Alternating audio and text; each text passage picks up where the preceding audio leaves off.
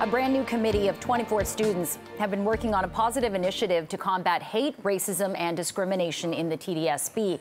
So for more on this, we're joined live this morning by Jian Lee at the Royal Ontario Museum to talk about the Student Equity Collective. Gee, this sounds fascinating, and what a setting for it. Good morning, Jen. Good morning, Nick. Yes, and we are at the ROM for a very special reason. This is the first time the Student Equity Collective will be presenting its showcase next week on June 27th right here at the ROM. And this is a really important initiative. It's the first of its kind and the first year that, in fact, TDSB has launched this committee. So joining me now with the TDSB is the Director of Education, Ms. Colleen Russell-Rollins. Good morning. Good morning. So tell me a little bit more about why you wanted to start up the Student Equity Collective. You know, as director, I feel it's really important to listen to the experiences of our students and to involve them in addressing hate and racism in schools locally. They have a myriad of ideas to share with us, and they can be part of the change. And this is exciting. The first meeting was April 2022. It's the first year that TDSB has done something like this.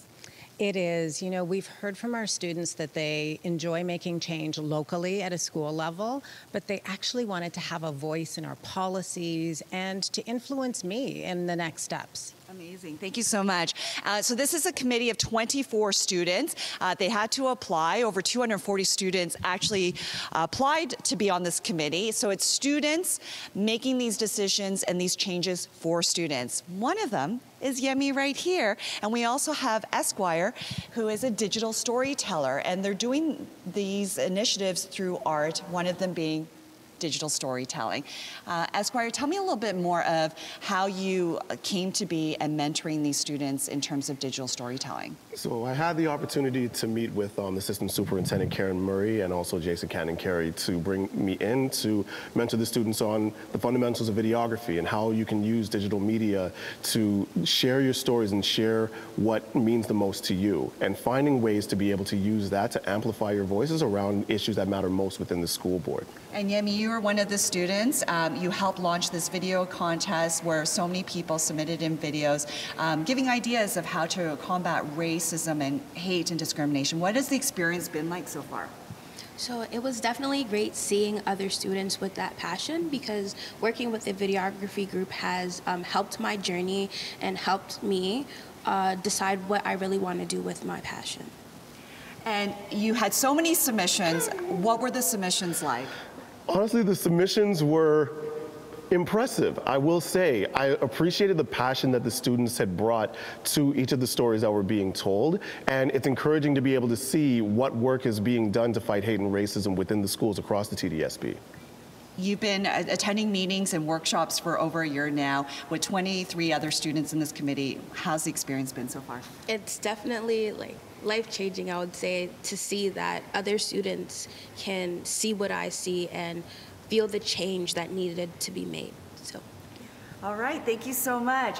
So again, the Student Equity Collective, the first of its kind, combating hate, racism, and discrimination through positive change through art, and their very first showcase taking place right here at the ROM next week, June 27th. We'll have more coming up in the next segment. The next one focuses on spoken word. Hard to believe this committee was formed just over a year and a half ago. The very first meeting was April 2022, and several meetings and workshops later, the Student Equity Collective is getting ready to present all their good work at a showcase right here at the ROM on June 27th. Joining me now is the director with TDSB, Ms. Colleen Russell-Rollins. Good morning. Good morning. So for the showcase next week, this is the first of its kind with the Student Equity Collective. What's going to be taking place here at the ROM? I'm really excited. Students have been working on podcasts, spoken word, videography, all about issues that are important to them. They're also giving us feedback on a couple of our policies and making recommendations. They're brilliant. They've been creative, and I'm excited to see what they've chosen to feature. I know they've focused on cyberbullying and online hate, which is a real issue in their lives, and we know it's important to them and to their families. So they're going to be educating other students about what to do if you face bullying online. That's just one of the areas that will be featured next week. Amazing. Thank you so much. And so as Ms. Russell Rollins mentioned, so many different platforms leading to positive change to combat racism, hate, and discrimination. One of those mediums is spoken word. And who to speak to about that is none other than Dwayne Morgan. And guess who's here? My son, Xander. Hi, Dwayne. Hello, how are you? I am so excited that you got to work with some of the students from the Student Equity Collective, including Xander, about spoken word and how that powerful art form can make a difference. Yeah, it's been great working with the young people and really getting them to dive into, their thoughts around some of the issues that actually affect them and look at how they can use their talent to make those things understandable for other young people. Were you impressed by these students? I know I have been. I've been totally impressed by them, by their talent, their courage, their willingness to just, try and put their thoughts and ideas out there, especially at a time where so many young people, they don't want to say certain things or do certain things because, people might laugh or people might post online or that sort of thing. So it really takes a lot of bravery for them to really articulate, their thoughts and feelings about what is happening, in their schools and with other young people. Okay, so we have a rare appearance by Xander. Hi, Xander. Hi. What was it like so far to work with Dwayne, but also on the Student Equity Collective? I think for the year and a half we've had together as a collective, it's been an amazing opportunity getting to know everybody and definitely learning a lot more as a person as well. Okay, so Xander is going to be performing a spoken word. This is just a little snippet of what he's going to be presenting at the showcase. Xander, please take it away. No tolerance for discrimination, poison, lying, reprisals and accusation, harassment and hate are not to fill the TDSB nation, nor are allegations, intimidation, or misleading information. Accommodate. Prevention is the ultimate intervention. Accommodate. Educate early and often so things get comprehension. Accommodate. Treat all allegations without apprehension. Accommodate. Restoration is the final extension.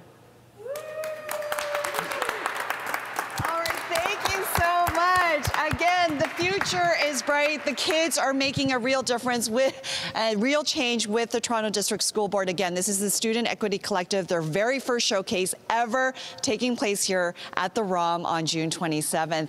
In our next segment, we're going to focus on visual art, which is also another important medium. And we are here at the ROM because the Student Equity Collective, it only started a year and a half ago, and after months and months of preparation and meetings and workshops, the 24 students are going to be presenting all their good work at a showcase here at the ROM on June 27th.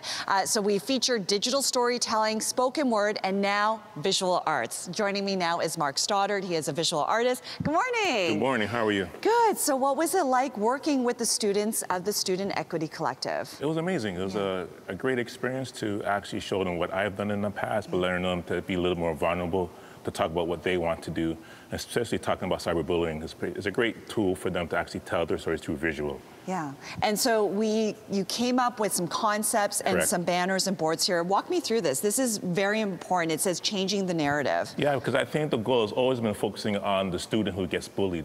I think we're trying to create the narrative of creating the alliances of community people, of students, binding themselves together to talk about what we can do to prevent bullying. So this collective is going to be interesting. You hear their stories and their voices and how to amplify it and helping the next student coming across. And that's the difference between other committees. This is made up of the students Correct. to help students and really get that firsthand perspective of what's happening in the schools. Most Come on definitely. over. We've got two students right here, Amon and Mo, who worked with Mark, and you're wearing the cool t-shirts. Tell me a little bit more about the logo on the t-shirts. Yeah, so the logo for the Cyberbullying Collective, it took weeks of meetings for us to come up with that with that logo. And as you can see, there's a C here, there's a C there, and they're both talking to each other through the speech bubble. So that's sort of the idea we had for the logo. And then, of course, our slogan down here, changing the narrative. And Mo, what was it like working with other students as part of the collective to try to make positive change? It's been great. I've learned a lot of stuff and I've met a lot of people. These skills are stuff that I'm going to keep with me for my whole life, and I've loved working here. Yeah. What was it like working with Mark? It was amazing, like learning about, sort of the things that he's done and learning from him and taking his mentorship has been really inspirational for me. And aren't you impressed, Mark? I mean, these are students from grade 7 to grade 12, and they're all wanting to make a difference. Yeah, definitely. The difference is it's all about legacy. I think their impact today is planting that seed for the next students to see going forward. So I think they did a phenomenal job. Are you excited? The showcase is next week. There's going to be so many people here. You're going to put everything on display. Are you excited? Yes, I'm very excited. How about you? Absolutely, yeah. All right, so we'll bring in some of the other students. Come on in, as well as the artists that mentored and worked with them. We're talking Dwayne Morgan and Esquire. We wish all 24 students can join us this morning, but they will be here next week for the showcase on June 27th. So thank you so much, everybody. This is for you. Oh my goodness. We have a special shirt for yourself to wear. Thank you so much. I really appreciate that. And I'm so proud of all of you. Thank you so much. June marks Filipino Heritage Month, coinciding with the June 12th anniversary of the Philippines' Declaration of Independence from Spain. And there are more than 1 million Filipinos calling Canada home. This morning, CP24's Gian Lee is celebrating. Good morning, G. Good morning, Jen. Good morning, Nick. That's right. June is Filipino Heritage Month. So what better place to be than right here at BBs? This is in Parkdale. It's a modern Filipino restaurant. And I called some of my friends, some of the Titas from the Tita Collective. Mary Chris, come on over. How are you? I'm great, thanks. How are you doing? Good. So tell me a little bit more of the Tita Collective. Yes, so we are a multidisciplinary ensemble of Filipino women. We are all actors, creators, singers, and comedians, and we use all these different mediums to tell the stories of the Filipino diaspora. I understand that. I believe last year there was a show that you had put on and it was a huge success. Can you tell me a little bit about that? Yes, so we actually put on a couple of different shows last year. One of them was Cuento, a children's musical. One of our other collective members also had a solo show at the Toronto Fringe called Alias Aneza Rasul Moral Girl. And one of our biggest shows recently as a collective is Tita Jokes, which we did at the 2019 Toronto Fringe Festival. And that was another musical sketch comedy that was a love letter to our Filipina elders. And now you're back this year for the Fringe Festival for Miss Tita Verse. And that's why you're dressed like this, right? Exactly. Yes, so Miss Tita Verse is a brand new musical sketch comedy. And it is kind of our take on a Filipino pageant and telling more of our stories and our experiences as Filipinos in the diaspora. I love it. Some of the members are here. You've got a little tiara and a sash for me. Yes. And you're going to do a little performance, right? Yes, we are. Let's put this tiara on for you. I hope it's comfortable. I will put this on. Thank you.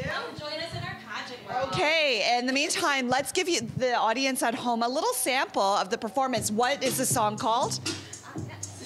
They call me Suplada. That's the title. That's what it's called. Because I have a lot of what? Healthy boundaries. But that's a good thing, though. So they think I'm a snob. Ooh. They call me Suplada. I make money for myself. Ooh. They call me Suplada. Because I'm an introvert and I hate people. Ooh. They call me Suplada. Because I'm a woman and I breathe today. Ooh. They call me Suplada. Because I don't like peach mango pie. Wait, what? I'm sorry, I'm just letting you know I don't like peach mango pie. So if you want to catch the Tita Collective, this is Miss Tita Verse. It starts July 5th at the Fringe Festival. For more information, just go to titacollective.com. In our next segment, the ladies are going to join me. We're going to sample some fantastic Filipino cuisine right here at BB's in Parkdale. In the meantime, Jen, we'll send it back to you. Gian Lee is joining a group of them this morning. She is celebrating this. G, good morning. Princess G, I believe is the term now. Yes, thank you so much. It is Princess G this morning. You're probably wondering why I'm wearing a tiara right here inside the kitchen at BB's. This is a fantastic restaurant in Parkdale, and that's because we are celebrating Filipino Heritage Month, and that's through food, art, culture, and the Tiara is part of a new musical comedy that's going to be playing at Fringe Festival. It's called Miss Titaverse. We'll get to that in just a sec. But Justin joins me now. He is the owner of BBs. Good morning. Morning. Thanks Tell for coming by. me a little bit more of this restaurant here. Yeah, BBs stands for Bahay ni Bella, so essentially the home of Bella, and that's the inspiration for all the food here. Home cooked meals from my Lola, and today we're going to be trying something of our brunch menu. I'm so excited because I've never sampled Filipino cuisine, and I'm really excited. So you're prepping a dish right now. Yeah, this is the tortang talang. So it's a charred eggplant omelet, a bit of potatoes, a garlic aioli, some scallions. Excited for you to try it. Okay, wonderful. Thank you so much. No problem. What other cuisines do you offer here at BB's? It's all takes on Yes. traditional Filipino offerings. Yes. Our dinner menu's available Thursday through Saturday evening, and that's Chef Robbie Hojilla. Nice. Our brunch offerings are available Friday through Saturday, 11 a.m. to 4 p.m. Amazing. Again, Justin, what is this dish called? Tortang talang. Wow. Okay, thank you so much. I'm going to bring it out here. I can't wait to sample this. And we also have some of the members of the Tita Collective, including Ellie Posadas here. Hi, Ellie. Good morning. We should wear a tiara and a sash every morning, right? Yeah, we definitely should. I'm going to make this part of my morning routine. So tell me a little bit more of Miss Titaverse. This is a brand new musical comedy that's coming July 5th as part of the Fringe Festival. Yeah, so Miss Titaverse obviously surrounds sort of the world and the platform of a beauty pageant. And this is sort of our platform that we're using to talk about us and our experiences as Filipino Canadians. Yeah, and so, you know, we do a lot of dancing, a lot of music, a lot of sketch comedy. It's sort of like this big, huge fam jam, really. It is Filipino Heritage Month. We've got this amazing dish right here. Tell me a little bit more of just how you and your family display and showcase your culture and heritage. For sure. I mean, I think for Filipinos, food is definitely like our love language. And it's an integral part of being Filipinos, going to parties and being able to talk and commence over the food and share that food and, you know, bringing people together. So it's very, very important. And it's, in fact, it's how we start our rehearsals every morning is we block out time specifically so that we eat. Yeah, it's our only way to sort of start off our day. So it's kind of like a nice tradition between the Titas and I. I know family is really important. We've got some of the other members here of the Tita Collective. All right, let's sample this. We've got some forks here. And come on in, ladies. So yeah, this is the tortang talong. It's also vegetarian friendly. It's really, really yummy. Let's see. I'm just going to put it right here so it's easy for us to grab. Come on in, ladies. I've never tried this before. So really? Yeah. Okay. My dad would cook this for breakfast in the morning, so. I love that it's vegetarian. I like having different options. Ooh, that is so good. All right. And you definitely want to catch these talented ladies. They're part of the Tita Collective. Their new musical comedy, part of Fringe Festival, starts July 5th. For more information, titacollective.com. We're going to take a break here on CP24 Breakfast. We'll have more coming up. So nice. Good food, everything feels fine. So take this time with me to make this dish. Anything you need, Tita's got you. We'll make what you wish. Let's make a list. We are live here. We'll need some Ardell, and you're watching. That stinky fish sauce never ever fails. I know we hurt you, but just we are live here at BB's. This is a modern Filipino restaurant here in Parkdale, and you're watching the Tita Collective performing a little song from their new musical comedy called Miss Titaverse. That is why we're wearing the tiaras and the sash. And this play starts on July 5th. And of course, we're celebrating Filipino Heritage Month. Good morning, ladies. Listen, we should all start our mornings wearing tiaras and sashes and just singing away. Thank you so much. Listen, we're here to talk about Miss Tita Verse. Belinda, I'm going to sneak in here, for example. Hey, so tell me a little bit more of this musical comedy. Yes, so this musical comedy, as mentioned before, is about our stories as Filipina Canadians, our experiences, so our heartaches, our struggles, but also the way we go through that with joy and laughter, and yeah, just how we have fun. Filipino Heritage Month. We're celebrating that now in the month of June. Your mom helped start and launch this month. Tell me a little bit more about this. Yeah, so back in 2018, my mom, with a bunch of other people in the community, had this idea to create Filipino Heritage Month here in Canada. And so it all started with a petition, just with a school a parent committee petition. And then from there, it has grown to become this, not just a municipal or provincial event, but a federal event as well. And so just to share this month as well with Indigenous Peoples History Month and Pride, I think is like a great honor to also have Filipino Heritage Month be a part of all these celebrations in June. And so I know my mom was just very proud of her work, and we're all able to tell our stories here and celebrate them during this month because of that work. Yeah, and part of that not only through art but food as well. Justin, owner BBs, and ladies, come on in. So you've prepared a couple of dishes here. Tell me a little bit more about these dishes. This is probably the most traditional Filipino breakfast offerings. It's called the silog. It's essentially garlic fried rice. Often served with achara, which is like a pickled papaya. Give it a bit of bite. There's also a bit of pico de gallo, which has a touch of lemon juice and some tamarind. And then here at BB's, you get your choice of proteins. Here we have the bangos, which is essentially a milkfish that's marinated in vinegar and chilies, and then our in-house corned beef hash. Amazing. All right, let's dive in, ladies. Which one do you think I should... everyone talks about the garlic fried rice, first of all, right? Yes. So simple yummy. but delicious. Okay, let's try. I'm going to try that. Works. I know. Why? What do we normally use? Usually Spoons. a spoon and a fork. Or your hands. Or your hands. Okay. We'll give it a go.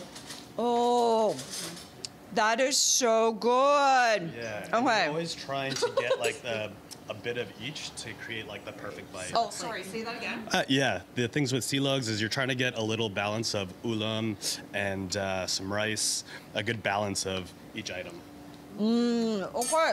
So good. Thank you so much, Justin. This is delicious. Ladies, let's get back into position and continue our little performance. Again, this is Miss Tita Verse. They're coming back for the Fringe Festival starting July 5th. For more information, you can go to titacollective.com. We're going to take a break here on CP24 Breakfast. More to come.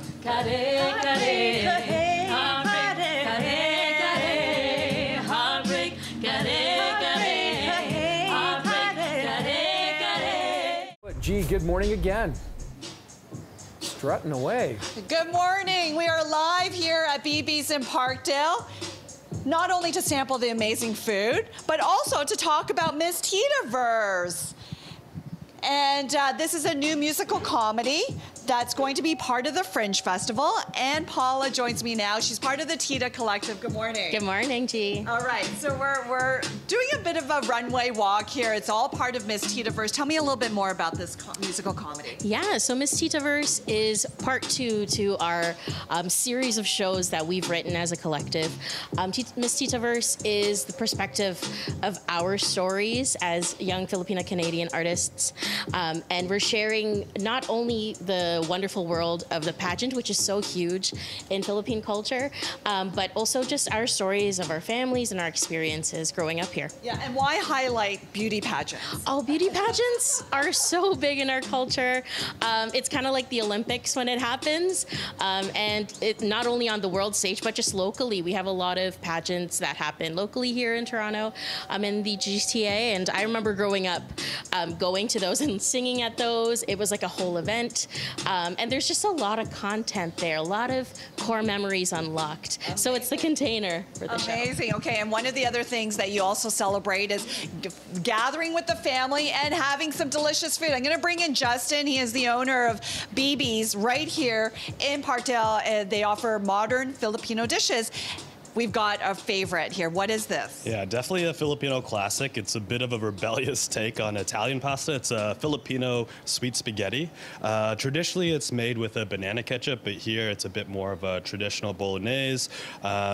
Filipino flavors include a bit of cane vinegar, heavy on the garlic.